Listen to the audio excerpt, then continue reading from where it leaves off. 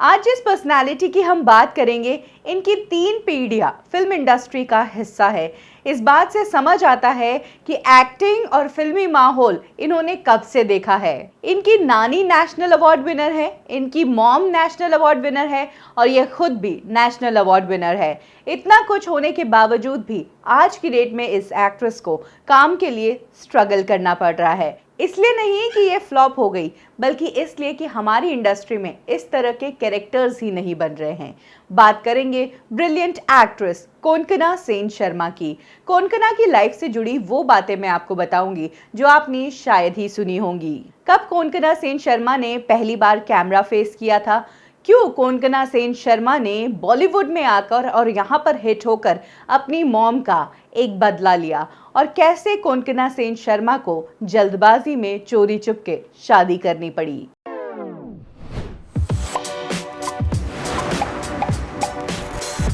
कोनकना सेन शर्मा की बात करें उससे पहले इनके फैमिली बैकग्राउंड की बात कर लेते हैं। इनके दादा एक बहुत ही बेहतरीन फिल्म मेकर थे। इनके दादा कोलकाता की फिल्म इंडस्ट्री के को फाउंडर रह चुके हैं। अगर बात करें इनकी नानी की, तो उन्हें भी कॉस्ट्यूम्स के लिए नेशनल अवार्ड मिल चुका है। और इनकी मॉम अपर्णा सेन को कौन नहीं जानता है। ये एक्ट्रेस है, ये डायरेक्टर है, ये राइटर है और ये एक मैगजीन की एडिटर भी है। कोनकना से पहले अपर्णा सेन शर्मा बॉलीवुड में आई थी। वो बंगाली फिल्म इंडस्ट्री में तो बहुत ही अच्छा काम कर रही थी, वहाँ की टॉप एक्ट्रेस थी और उसी दौरान उन्होंने कुछ बॉलीवुड फिल्मों में भी काम किया था, जिसमें से एक फिल्म थी अमिताभ बच्चन के साथ वाली ईमान धर्म। ये फिल्म ईयर 1977 में आई थी और अपर्णा सेन ने इसमें एक छोटा सा रोल किया था और इसके बाद से इन्होंने बॉलीवुड में न आने की कसम खा ली थी। अपर्णा सेन का एक्सपीरियंस खराब रहा। अपर्णा ने एक इंटरव्यू में बताया कि बॉलीवुड में उनका एक्सपीरियंस अच्छा नहीं रहा, क्योंकि यहाँ पर स्टार्स को ही ट्रीट किया जाता है, सपोर्टिंग एक्टर्स तो कोई मायने ही नहीं रखता है। साथ ही उन्होंने कहा कि यहाँ पर एक्टिंग जरूरी नहीं, बल्कि यहाँ पर सबसे जरूरी चीज थी मेकअप। यहाँ पर उन्हें ट्रीटमेंट कुछ अच्छा नहीं लगा और इसके बाद इन्होंने कसम खा ली कि बॉलीवुड में ये काम नहीं करेंगी। लेकिन आगे चलकर कोनकना सेन शर्मा ने इसका बिल्कुल उल्टा किया। तो कहां से शुरुआत हुई कोनकना सेन शर्मा की ये जर्नी, इस पर अब हम बात करेंगे। कोनकना सेन शर्मा की मॉम के बारे में तो हमने आपको बता ही दिया है। इनके फादर थे मुकुल शर्मा, जो कि साइंस के लिए लिखते हैं और वो भी काफी नामी ऑथर है। ये जब 6 साल की थी तब इनके पेरेंट्स अलग हो गए। कोनकना का बचपन अपनी मॉम के साथ ही बीता है। 4 साल की उम्र में पहली बार फिल्म इंदिरा में, जिसकी लीड एक्ट्रेस उनकी मॉम थी, इसमें as a child artist Konkona ने काम किया था। यानी कि जहां एक तरफ एक्टर्स को बॉलीवुड में आने के लिए तैयारी करनी पड़ती है और उसके बाद स्ट्रगल करना पड़ता है अपने पहले ब्रेक का, यहाँ पर ये सब चैलेंजेस कोनकना की लाइफ में जरा भी नहीं थे। बचपन से ही एक के बाद एक कई फिल्मों में वो एज अ चाइल्ड आर्टिस्ट नजर आती रही। कोलकाता इंटरनेशनल स्कूल से इन्होंने अपनी पढ़ाई कंप्लीट की और इसके बाद ये दिल्ली चली गई इंग्लिश लिटरेचर के लिए। दिल्ली के सेंट स्टीफन कॉलेज से ही कोनकना सेन शर्मा ने अपनी ग्रेजुएशन की। अपने सेकेंड ईयर की छुट्टियों में जब कोनकना सेन अपनी मॉम के पास गई थी, तभी उन्होंने एक बंगाली फिल्म में काम किया था और ये थी कोनकना सेन शर्मा की डेब्यू फिल्म। अभी तक वो फिल्मों के लिए सीरियस नहीं थी, लेकिन जिस दौरान वो अपनी मास्टर्स कर रही थी, उसी दौरान टॉप के डायरेक्टर ऋतुपर्णा घोष ने कोनकना सेन शर्मा को एक फिल्म ऑफर की। ये फिल्म थी तितली और इस फिल्म में कोनकना का काम काफी पसंद किया गया। इनफैक्ट कोनकना की मॉम का कहना है कि एज एन एक्टर कोनकना उनसे भी ज्यादा बेहतर एक्टिंग करती है। ईयर 2002 में कोनकना की मॉम ने एक फिल्म लिखी थी और उस फिल्म के लिए उन्हें कोनकना ही परफेक्ट एक्ट्रेस लग रही थी। कोनकना इनिशियली ये फिल्म करने के लिए तैयार नहीं थी, लेकिन उनकी मॉम ने उन्हें इस फिल्म पर रिसर्च करने को कहा और रिसर्च करते करते इस फिल्म और इस फिल्म के कैरेक्टर में कोनकना को इतना ज्यादा इंटरेस्ट आ गया कि उन्होंने इस फिल्म में काम किया।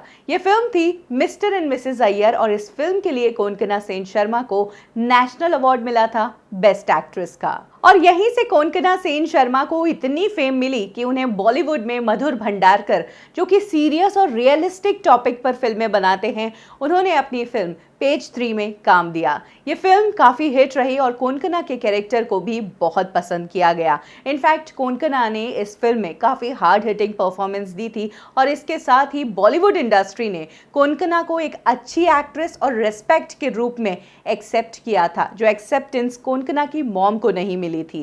इनफैक्ट पेज 3 के बाद ही डायरेक्टर मीरा नायर ने कोनकना सेन शर्मा को द नेम से एक फिल्म ऑफर की थी, लेकिन उस वक्त वो अपने मदर की फिल्म कर रही थी जिसका नाम था 15 पार्क एवेन्यू। इसी कारण कोनकना ये फिल्म नहीं कर पाई और ये फिल्म फिर तब्बू को मिली। ये फिल्म तब्बू के करियर की one of the finest film मानी जाती है। इसके बाद रजत कपूर के साथ मिक्स डबल्स, उसके बाद ओमकारा, कोनकना एक के बाद एक फिल्मों में हार्ड हिटिंग परफॉर्मेंस दे रही थी। इनफैक्ट अगर बात करें फिल्म ओमकारा की तो इसमें बिपाशा बसु भी थी जो अपने ग्लैमर के लिए जानी जाती है, वहीं करीना कपूर जो अपने करियर के टॉप पर थी। इन दोनों एक्ट्रेसेस को भी कोनकना ने अपने कैरेक्टर के मामले में पीछे छोड़ दिया था। कोनकना को glamour, fashionable roles, commercial cinema इन सब का मतलब नहीं पता था।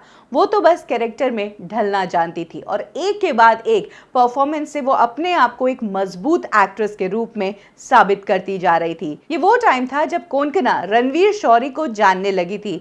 जी हाँ, मिक्स डबल से इनकी मुलाकात हुई और कुछ मुलाकातें, कुछ फोन कॉल्स, इसके बाद ये दोनों एक दूसरे के बेहद क्लोज आ गए और इन्होंने लिव इन में रहना शुरू कर दिया। फिल्म ओमकारा के लिए Konkona second time national award जीत चुकी थी सपोर्टिंग एक्ट्रेस के रूप में। कोनकना अपने आप को एज एन एक्ट्रेस स्टैब्लिश कर चुकी थी। उसके बाद भले ही लाइफ इन अ मेट्रो या फिर लागा चुनरी में दाग ये फिल्म कमर्शियली सक्सेसफुल नहीं थी, लेकिन क्रिटिक्स की तारीफ इस फिल्म को जरूर मिली। और इसके बाद एक बार फिर कोनकना सेन हमें नजर आई मधुर भंडारकर की फिल्म ट्रैफिक सिग्नल में। और इस फिल्म के साथ एक और दमदार परफॉर्मेंस कोनकना सेन शर्मा अपने नाम करवा चुकी थी, जहां एक तरफ इंडस्ट्री में ग्लैमरस एक्ट्रेसेस चल रही थी, बोल्ड एक्ट्रेसेस चल रही थी, ब्यूटी क्वींस इस इंडस्ट्री का हिस्सा थी। उस पूरे लॉट में से कोनकना अपने लिए एक अलग जगह बना चुकी थी, बिना किसी बैनर की चमचागिरी किए हुए और ना ही किसी प्रोड्यूसर को अपना गॉडफादर मानते हुए। उन्होंने जो कुछ सीखा था अपनी बंगाली फिल्म इंडस्ट्री से सीखा था और वही सब अब उन्हें बॉलीवुड में दिखाने का मौका मिल रहा था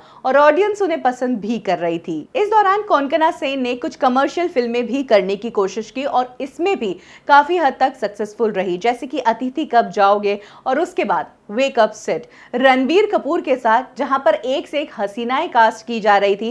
जैसे कि बचना एक हसीनों में वो पूरे लड़कियों से ही घिरे हुए थे, वहीं इस फिल्म में अकेली कोनकना थी और वाकई में इस फिल्म को उन्होंने अपने कंधे पर बहुत अच्छे से खींचा था। जिस वक्त कोनकना सबको पसंद आ रही थी उसी दौरान रणवीर शौरी एक के बाद एक कोनकना से इतने इंप्रेस हो गए थे कि फाइनली ईयर 2010 में आकर इन्होंने शादी कर ली।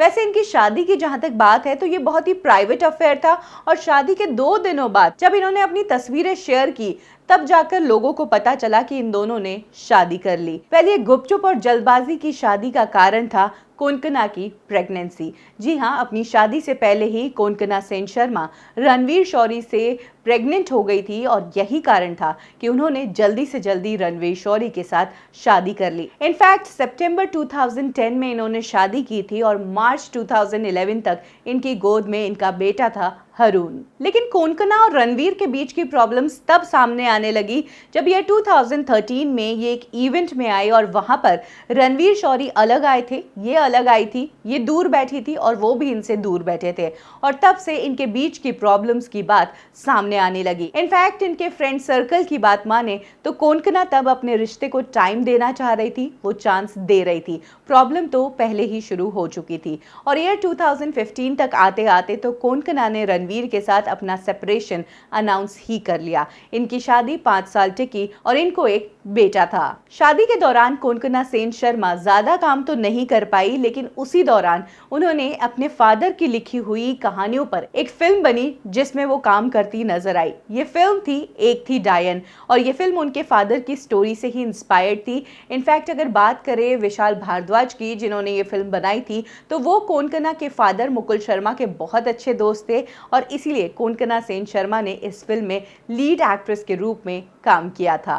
सेपरेशन के बाद कोनकना सेन शर्मा अकेले अपने बच्चे को संभाल रही थी। इस दौरान कई बार उन्होंने इंटरव्यूज में कहा कि सिंगल मॉम होना उनके लिए कोई नई बात नहीं है, क्योंकि उनकी खुद की मॉम एक सिंगल मॉम थी। जिस वक्त कोनकना सेन शर्मा 14 इयर्स की हुई तब उनकी मॉम ने 3rd शादी कर ली थी और इसीलिए कोनकना सेन शर्मा जो खुद अकेली बड़ी हुई है वो कहती है कि उनका बेटा अकेला बड़ा हो रहा है तो इसमें कोई नई बात नहीं है, जब तक कि वो खुद इंडिपेंडेंट है, उनका खुद का घर है, खुद की गाड़ी है और जब तक लाइफ की बेसिक नेसेसिटीज पूरी हो रही है तब तक हमें किसी की जरूरत नहीं है। इनफैक्ट कोनकना सेन शर्मा ने कई बार इंटरव्यूज में अपनी सोच शेयर करके ये प्रूव किया है कि वो बहुत ही ज्यादा फेमिनिस्ट है। इनफैक्ट उन्होंने अपने एक इंटरव्यू में ये तक कह दिया था कि शादी और घर गृहस्थी दो लोगों के बीच के रोमांस को खत्म कर देती है और यही उनके और रणवीर के बीच में भी हुआ था। इनफैक्ट उन्हें तो ये भी पसंद नहीं कि लड़कियां शादी के बाद अपना नाम चेंज कर लेती है। कोनकना कहती है कि अगर आप किसी से शादी करते हो तो उसके लिए आपको अपनी पहचान चेंज करने की या उसका सरनेम लगाने की